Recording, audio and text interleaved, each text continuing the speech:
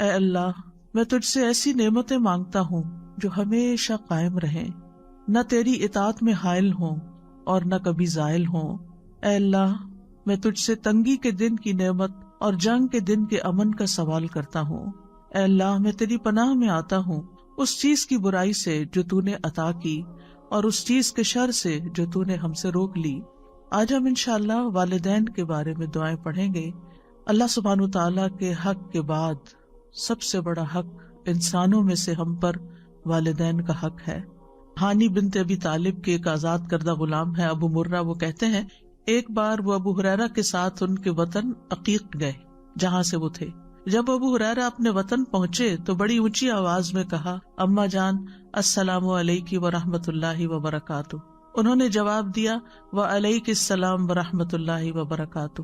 پھر ابو ہریرہ کہنے لگے، رحمک اللہ کما ربیتنی صغیرا، اللہ تعالیٰ آپ پر رحم فرمائے جیسے آپ نے میری بچپن میں پرورش فرمائی۔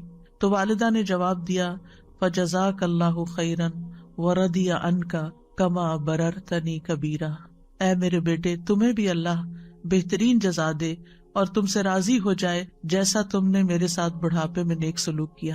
یعنی جب اولاد والدین کو دعائیں دیتی ہے تو والدین اس سے بڑھ کر دعائیں دیتے ہیں۔ یہاں بھی آپ دیکھیں ابو ہریرہ کی دعا چھوٹی ہے لیکن والدہ کی دعا بڑی ہے، فجزاک اللہ ورضی عنک، اس میں دو چیزیں آ گئی، کما بررتنی کبیرا۔ سلف صالحین اپنے والدین کے لیے خوب خوب دعائیں کرتے تھے۔ عامر بن عبداللہ بن زبیر کہتے ہیں، میرے والد فوت ہو گئے تو میں نے پورا سال اللہ سے ایک ہی دعا مانگی کہ اے اللہ میرے والد کو معاف فرما دے، یعنی مسلسل یہی دعا کرتے رہے۔ سفیان ابن عیینہ کہتے ہیں، جو شخص 5 نمازیں ادا کرتا ہے گویا اس نے اللہ کا شکر ادا کیا، یعنی وہ شاکرین میں سے ہے، اور جو ہر نماز کے بعد والدین کے حق میں دعا کرتا ہے تو اس نے ان دونوں کا بھی شکر ادا کیا۔ یعنی جو شخص نماز پڑھتا ہے اور پھر نماز میں دعا کر لیتا ہے گویا وہ شکر گزاروں میں سے ہے۔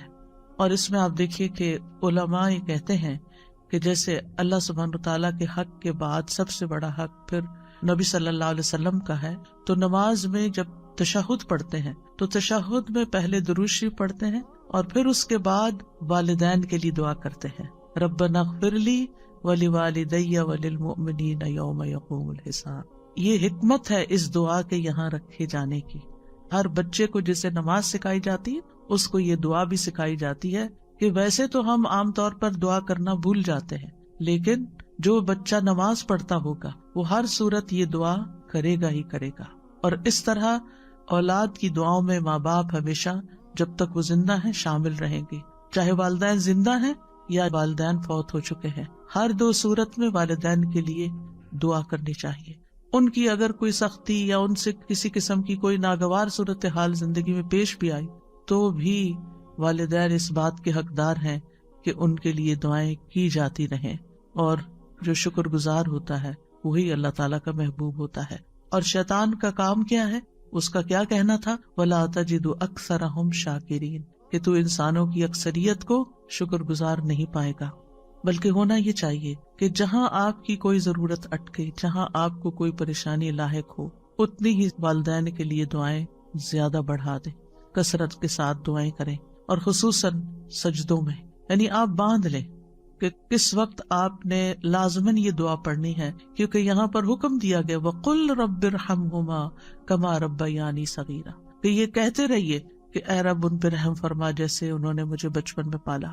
لہذا بہتر یہی ہے کہ نماز میں سجدے میں تسبیحات پڑھنے کے بعد یہ دعا کم از کم ایک دفعہ تو ایک سجدے میں ضرور ہی ہو، اگر زیادہ ہو تو اور بھی اچھا، کیونکہ ان احسنتم احسنتم لانفسکم، اگر تم نے احسان کیا تو اپنے ہی فائدے کے لیے کیا۔ اور پھر آپ دیکھیے کہ جو شخص والدین کے لیے دعا نہ کرے وہ محروم ہے۔ بعض صحابہ کہتے ہیں والدین کے لیے دعا نہ مانگنا اولاد کی زندگی کو تنگ کر دیتا ہے۔ بعض اوقات بچوں کی جاب نہیں لگتی، بعض اوقات ان کی شادی نہیں ہوتی، بعض اوقات ان کو اور طرح طرح کی مشکلات پیش آتی ہیں۔ ان کو یہی نصیحت کرنی چاہیے، ان کو یہی سبق سکھانا چاہیے کہ وہ اپنے والدین کے ساتھ حسن سلوک کریں۔ وہ ان کے ساتھ اچھے ہوں گے تو اللہ سبحانہ وتعالیٰ ان پر مہربانی کرے گا۔ یہ مشکلات کے حل کے لیے پرابلمز کو دور کرنے کے لیے غم اور دکھ اور ڈپریشن کا علاج ہے کہ انسان زیادہ سے زیادہ والدین کے ساتھ احسان کا سلوک کرے، بلکہ جب کسی بھی انسان کے ساتھ احسان کرے تو سوچے کیا میں نے اپنے والدین کے لیے بھی کچھ کیا۔ اب دیکھیے کہ بعض اوقات ہم اپنے دوستوں کو، رشتہ داروں کو، اوروں کو کتنے بڑے بڑے گفٹ دے دیتے ہیں، لیکن ہم اپنے ماں باپ کی طرف سے صدقہ کرنا بھول جاتے ہیں۔ خاص طور پر رمضان میں آپ دیکھیے کہ ہم جہاں اپنی طرف سے، اپنے بال بچوں کی طرف سے، کسی کی طرف سے بھی کچھ کریں تو ماں باپ کو نہ بھولیں، ان کی طرف سے سب سے پہلے کریں، کیونکہ اللہ سبحانہ وتعالیٰ نے اپنے حق کے بعد والدین کا ذکر کیا ہے۔ سورۃ النساء میں آتا ہے وَاعْبُدُوا اللَّهَ وَلَا تُشْرِكُوا بِهِ شَيْئًا وَبِالْوَالِدَيْنِ إِحْسَانًا، اور اللہ کی عبادت کرو اور اس کے ساتھ کسی چیز کو شریک نہ بناؤ، اور اپنے ماں باپ کے ساتھ حسن سلوک کرو۔ سورۃ البقرہ میں آتا ہے وَإِذْ أَخَذْنَا مِيثَاقَ بَنِي إِسْرَائِيلَ لَا تَعْبُدُونَ إِلَّا اللَّهَ وَبِالْوَالِدَيْنِ إِحْسَانًا، اور وہ وقت یاد کرو جب ہم نے بنی اسرائیل سے پختہ عہد لیا تھا، پکا وعدہ لیا تھا اس بات پر کہ تم اللہ کے سوا کسی کی عبادت نہ کرنا اور والدین کے ساتھ احسان کرنا۔ اللہ سبحانہ وتعالیٰ اپنے شکر کے بعد والدین کے شکر کا حکم دیتے ہیں۔ سورۃ لقمان میں آتا ہے وَوَصَّيْنَا الْإِنسَانَ بِوَالِدَيْهِ حَمَلَتْهُ أُمُّهُ وَهْنًا عَلَى وَهْنٍ وَفِصَالُهُ فِي عَامَيْنِ أَنِ اشْكُرْ لِي وَلِوَالِدَيْكَ إِلَيَّ الْمَصِيرُ، اور ہم نے انسان کو اپنے والدین کے ساتھ نیک سلوک کا تاکیدی حکم دیا۔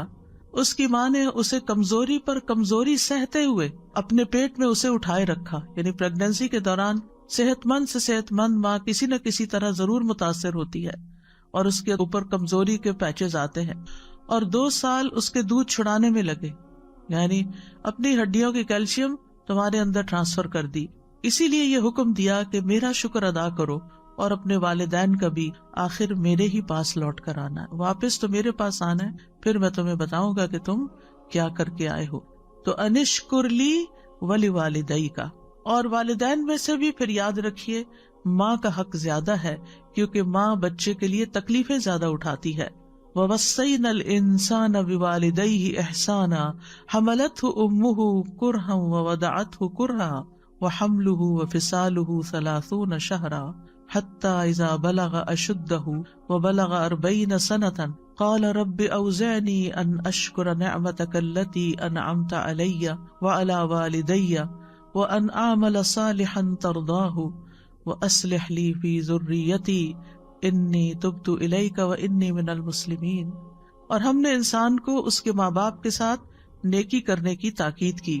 اس کی ماں نے اسے ناگواری کی حالت میں اٹھائے رکھا، یعنی پریگنینسی کا عرصہ جو ہے وہ کوئی خوشگواری کا نہیں ہوتا، اس میں طرح طرح کی اٹھتے بیٹھتے چلتے پھرتے کھاتے پیتے لیٹتے جاگتے ہر حال میں عورت کو کوئی نہ کوئی تکلیف لاحق ہو رہی ہوتی ہے، اور اسے ناگواری کی حالت میں جنا، یعنی جنم دینے کی جو تکلیفیں تھی وہ اپنی جگہ، اور اس کے حمل اور اس کے دودھ چھڑانے میں 30 مہینے لگ گئے، یعنی 2.5 سال کا عرصہ، یہاں تک کہ جب وہ اپنی پوری قوت کو پہنچا اور 40 برس کو پہنچ گیا تو اس نے کہا اے میرے رب مجھے توفیق دے کہ میں تیری اس نعمت کا شکر ادا کروں جو تو نے مجھ پر اور میرے ماں باپ پر انعام کی، اور یہ کہ میں وہ نیک عمل کروں جسے تو پسند کرتا ہے، اور میرے لیے میری اولاد میں اصلاح فرما دے۔ بے شک میں نے تیری طرف توبہ کی اور بے شک میں حکم ماننے والوں میں سے ہوں۔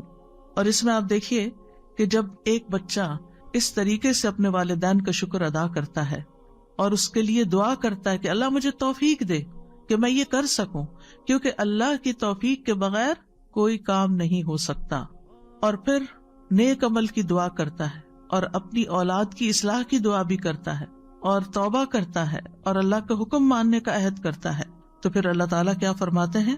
اللہ تعالیٰ فرماتے ہیں اولئک الذین نتقبل عنہم احسن ما عملوا، یہ ہیں وہ لوگ جن سے ہم ان کے اچھے عمل قبول کر لیں گے، یعنی انہوں نے جو بہترین عمل کیے وہ عمل ہم قبول کریں گے۔ ہم سب کو اس بات کی فکر ہوتی ہے کہ ہماری نیکیاں پتہ نہیں قبول ہوتی ہیں یا نہیں۔ جو ماں باپ کے ساتھ نیک سلوک کرنے والا ہے ان کے لیے اللہ تعالیٰ کا وعدہ، یہ سورۃ الاحقاف کی آیت نمبر 15 اور 16 ہے کہ اللہ تعالیٰ ان کے نیک اعمال کو قبول کر لے گا۔ وَنَتَجَاوَزُ عَنْ سَيِّئَاتِهِمْ فِي أَصْحَابِ الْجَنَّةِ، اور ہم ان کی خطاؤں سے درگزر کر دیں گے۔ ایسے لوگ جن کی یہ صفات ہوں، جن کی یہ ٹریٹس ہوں، ان کی خطائیں ہم دور کر دیں گے. فی اصحاب الجنہ، وہ جنت والوں میں ہوں گے، جنت کے ساتھیوں میں سے ہوں گے. وعد الصدق، سچا وعدہ ہے اللہ کا، اس میں کوئی شک نہیں. الذی کانوا یوعدون، وہ جس کا وہ وعدہ کیے جاتے ہیں. اور پھر اس کے برعکس والذی قال لوالدیہ اف لکما، وہ بچہ جو اپنے ماں باپ کو اف کہتا ہے اور کہتا ہے اتعداننی ان اخرج، تم مجھے دھمکیاں دیتے ہو کہ میں دوبارہ مرنے کے بعد نکالا جاؤں گا. وقد خلت القرون من قبلی، مجھ سے پہلے بھی بہت سی قومیں گزر چکی. وہما یستغیثان اللہ ویلک آمن، اور وہ دونوں ماں باپ اپنے بچے کے لیے فریادیں کرتے ہیں. ویلک آمن، تیرا ناس ہو ایمان لیا، تیرا ناس ہے ایمان لیا. ان وعد اللہ حق، بے شک اللہ کا وعدہ سچا ہے. فیقول ما ھذا الا اساطیر الاولین، تو وہ کہتا ہے یہ سب دین کی باتیں، قرآن کی باتیں پہلوں کی کہانیاں ہیں، تم مجھے کس بات کی دھمکی دیتے ہو؟ دنیا میں ایسا ہی ہوتا چلا ہے. تو یہ دو کردار ہیں، اور آج جب معاشرے کے اندر، خود مسلمان گھرانوں کے اندر یہ دونوں کردار نظر آتے ہیں. ایک طرف اطاعت گزار بچے ہیں، فرما بردار بچے ہیں، احسان کرنے والے، نیک سلوک کرنے والے، ماں باپ کے لیے دعائیں کرنے والے. اور دوسری طرف وہ جو ماں باپ کی ہر نصیحت کو مذاق میں اڑانے والے اور اسے پرانی کہانیاں بتانے والے اور ایمان سے بھی نکل جانے والے. اللہ تعالیٰ ایسے لوگوں کے بارے میں کیا فرماتے؟ اولئک الذین حق علیہم القول فی امم، ان امتوں میں سے جن کی وہ بات کر رہا ہے، ان امتوں میں، ان سارے لوگوں میں سے ان پر بات حق ہو گئی جو ان سے پہلے گزری امتیں، من الجن والانس، جنوں اور انسانوں کی. انہم کانوا خاسرین، کہ یہ سب لوگ خسارہ پانے والے تھے.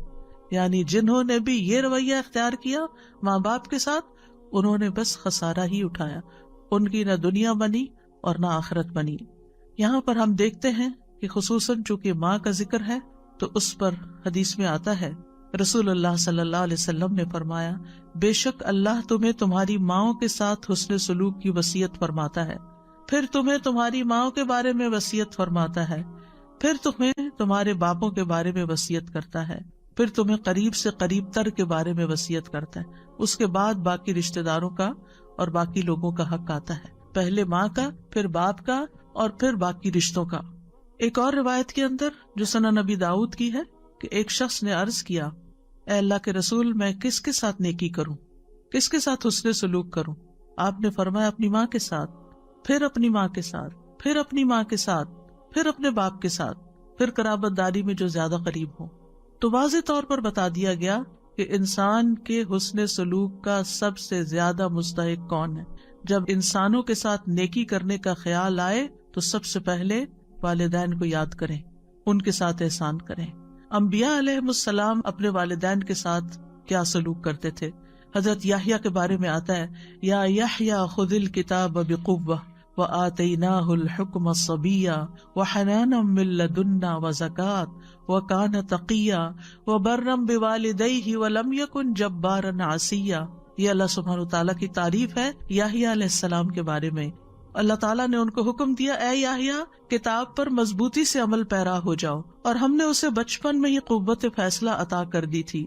ہم نے اسے اپنی مہربانی سے نرم دل اور پاک سیرت بنایا، اور وہ پرہیزگار تھا. وہ اپنے والدین سے ہمیشہ اچھا سلوک کرتا. ان کے والدین کتنی عمر کے تھے؟